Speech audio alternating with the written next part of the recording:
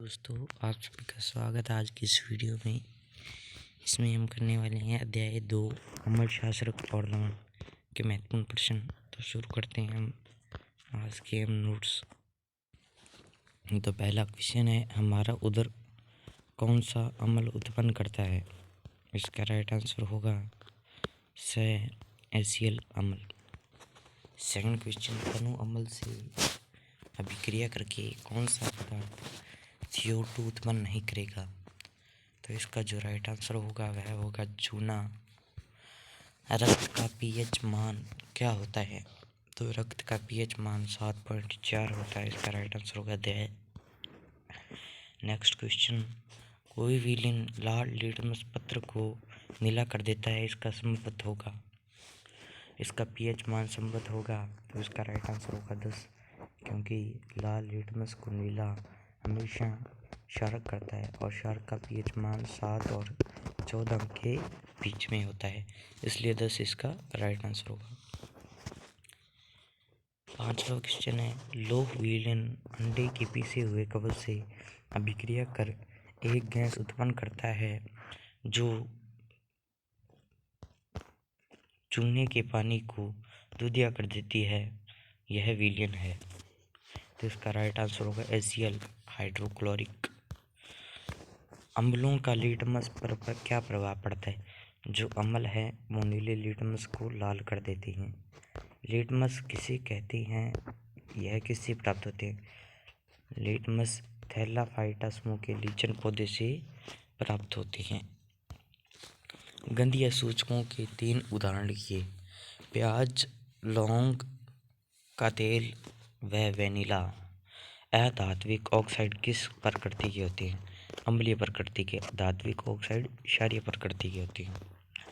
2 संश्लेषित सूचकों के नाम लिखिए। तो 2 संश्लेषित सूचकों से मेथिल ऑरेंज फिनोल्फेथिन। मुंह के दांतों का क्षय कब प्रारंभ होता है? जब मुंह के दांतों का क्षय तब प्रारंभ होता है जब pH का मान 5.5 से कम हो जाता है। बेकिंग पाउडर किसे कहते हैं? खाने का सोडा, बेकिंग सोडा व टार्टिक अम्लों के मिश्रण को बेकिंग पाउडर कहते हैं। धात्विक ऑक्साइड किस प्रकृति की होती है?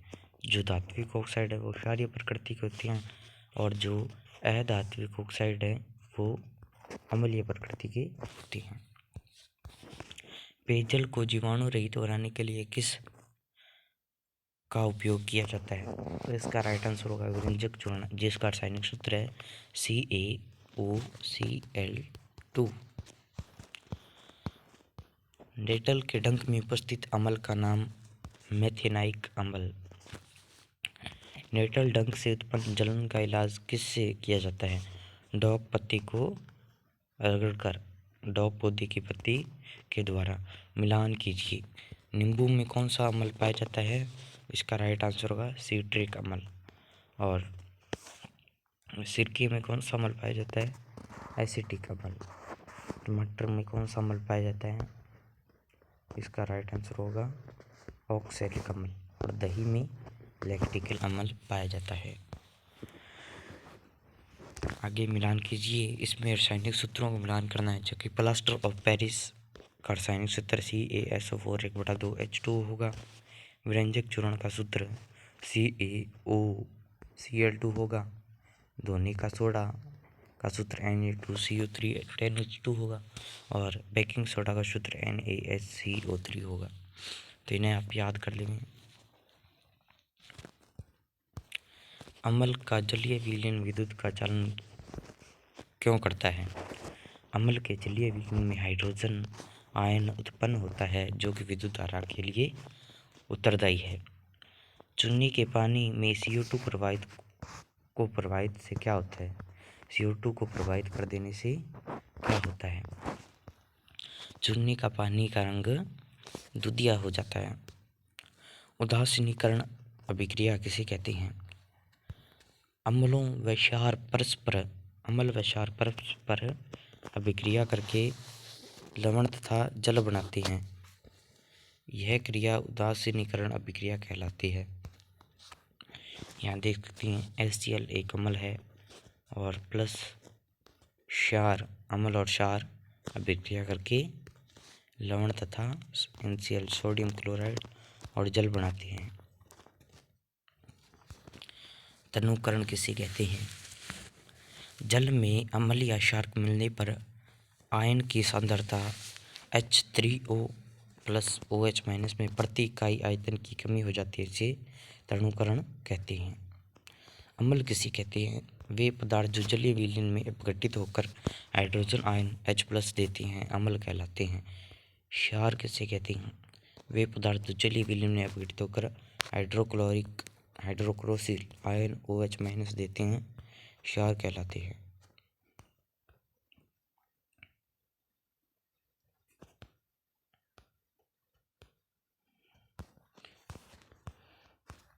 किन्हीं दो प्रबल अम्लों और दुर्बल अम्लों के नाम लिखिए। तो हमारा जो हाइड्रोक्लोरिक अम्ल है वह एक प्रबल अम्ल है और सल्फ्यूरिक अम्ल एक दुर्बल अम्ल है। प्रबल और दुर्बल हम पी स्केल की सहायता से ज्ञात कर सकते हैं, जो आगे हम चर्चा करने वाले हैं।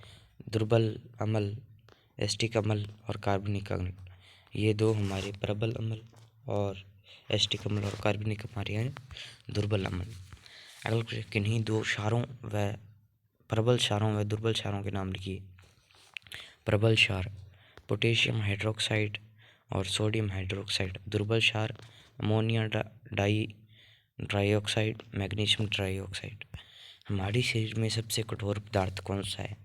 दांतों का इनेबल, जिसे हम कैल्शियम फास्फोरेट कहते हैं। तो अगला क्वेश्चन है, शुद्ध शुक्र ग्रह का वायुमंडल किससे बना है? शुक्र ग्रह का वायुमंडल सल्फ्यूरिक अम्ल के मोटे श्वेत व पीले पादपों से बना है। अगला क्वेश्चन है, क्लोर क्षार अभिक्रिया किसे कहते हैं?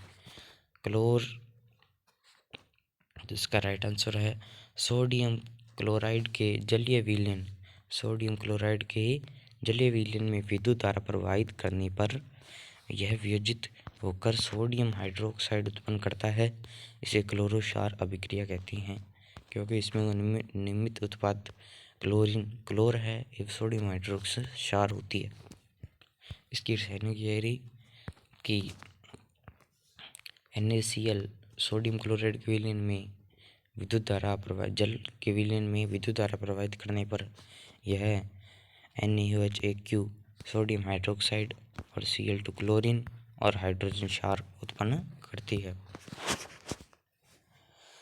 अगला क्वेश्चन है हमारा, क्लोर क्षार अभिक्रिया में क्लोरीन गैस व हाइड्रोजन गैस कहाँ से मुक्त होती है?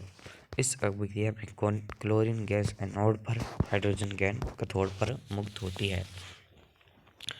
मिल्क ऑफ मैग्नीशिया का रासायनिक सूत्र लिखिए। Milk of magnesia, magnesium hydroxide जिसे कहते हैं Mg ब्रैकेट में OH आगे 2CaCO3। कैल्शियम कार्बोनेट के विविध रूप कौन कौन से हैं?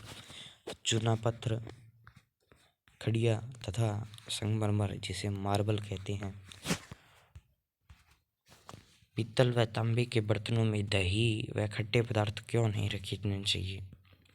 दही व खट्टे पदार्थ अम्लीय होते हैं, जो कि पीतल व तांबे के बर्तनों के साथ अभिक्रिया करने लवण बनाते हैं और जो विषैले होते हैं। इसी कारण दही और खट्टे पदार्थों को पीतल तांबे में नहीं रखा जाता। अगला क्वेश्चन है, धातु के साथ अम्लों की क्रिया करवाने पर कौन सी गैस निकलती है? इस गैस की उत्पत्ति की जांच आप कैसे कर सकते हैं? अब जब अम्ल की धातु के साथ अभिक्रिया कराई जाती है तो सामान्य हाइड्रोजन गैस विमुक्ति होती है। अर्थात हम किसी अम्ल की धातु के साथ अभिक्रिया कराते हैं, जैसे Zn एक धातु है और H2SO4 अम्ल है।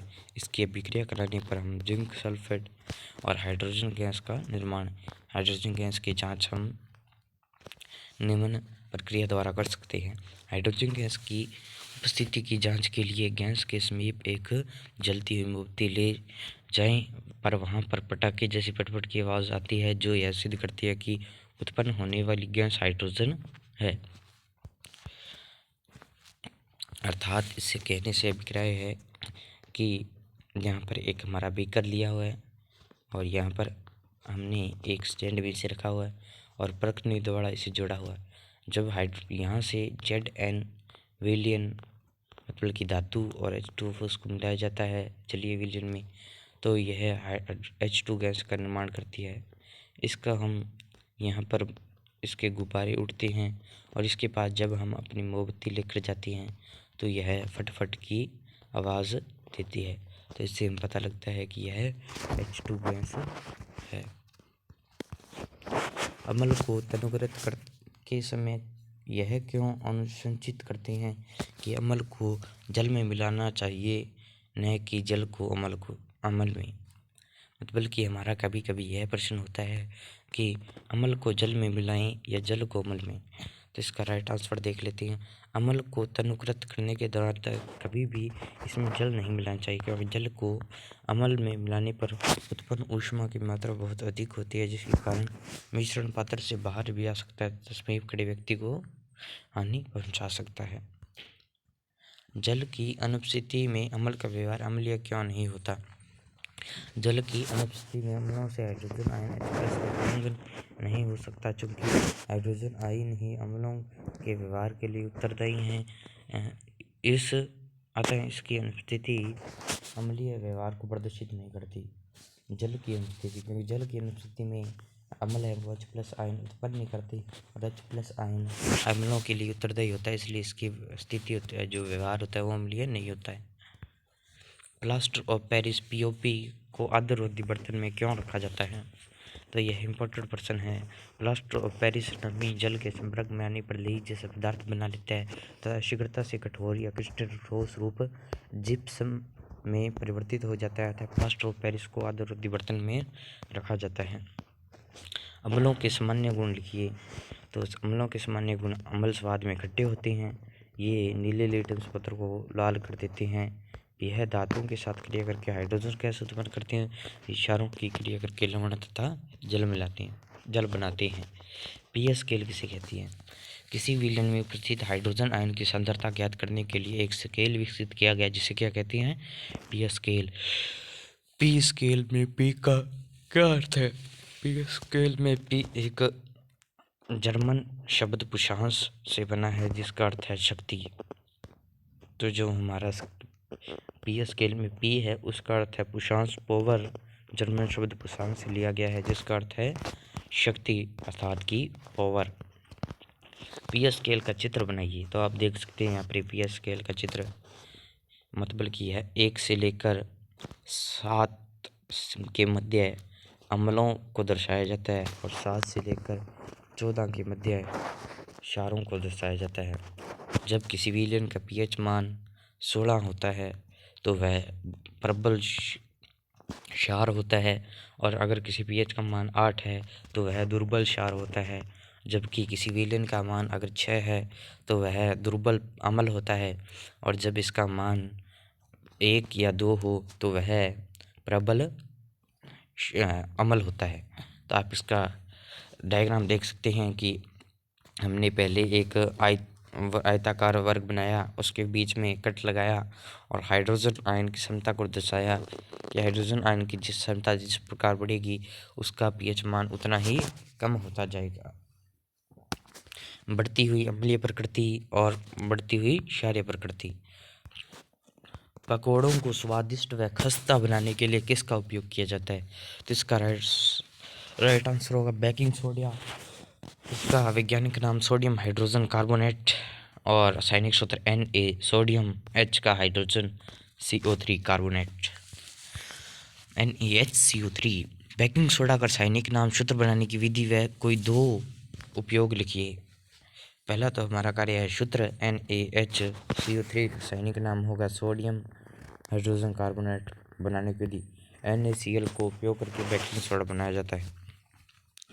तो सोडियम क्लोराइड प्लस जल को मिलाते हुए कार्बन डाई की विक्रिया में अमोनिया गैस मिलाती हुई अमोनिया क्लोराइड और सोडियम हाइड्रोजन कार्बोनेट को बनाया जाता है।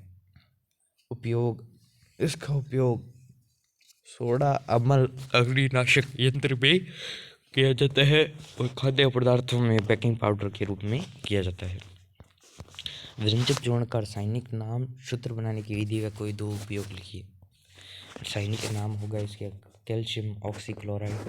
बनाने की विधि, जलीय सोडियम क्लोराइड लवण जल की विद्युत अपघटन से क्लोरीन को निर्माण होता है और शुष्क बुझा हुआ चूना CaOH2 व क्लोरीन की क्रिया से विरंजक चूर्ण का निर्माण होता है। मतलब कि CaOH2 बुझा हुआ चूना प्लस क्लोरीन की अभिक्रिया से हमें कैल्शियम ऑक्सीक्लोराइड अर्थात विरंजक चूर्ण प्राप्त होता है और जल प्राप्त होता है। उपयोग, तो पेयजल को जीवाणु मुक्त बनाने के लिए इसका उपयोग किया जाता है। वस्त्र उद्योग में सूती व लिनेन के विरंजक के लिए इसका उपयोग किया जाता है। ध्वनि का सोडा का रासायनिक नाम, सूत्र बनाने की विधि तथा कोई दो उपयोग लिखिए। रासायनिक नाम सोडियम कार्बोनेट और सूत्र बनाने की विधि तो आप देख सकते हैं। और इसके जो उपयोग होंगे, इसका उपयोग कान साबुन व कागज उद्योग में होता है। जल की स्थायी कठोरता हटाने के लिए इसका उपयोग किया जाता है। प्लास्टर ऑफ पेरिस का रासायनिक नाम, सूत्र बनाने की विधि व कोई दो उपयोग लिखिए। ये कुछ 4-5 प्रश्न है, वो काफ़ी ज़्यादा इंपॉर्टेंट है, तो इनको आपके सामने ही रखा गया है, तो आप इन्हें अच्छी तरह से याद कर लेंगे। प्लास्टर ऑफ पेरिस का रासायनिक नाम है कैल्शियम सल्फेट अर्धहाइड्रेट।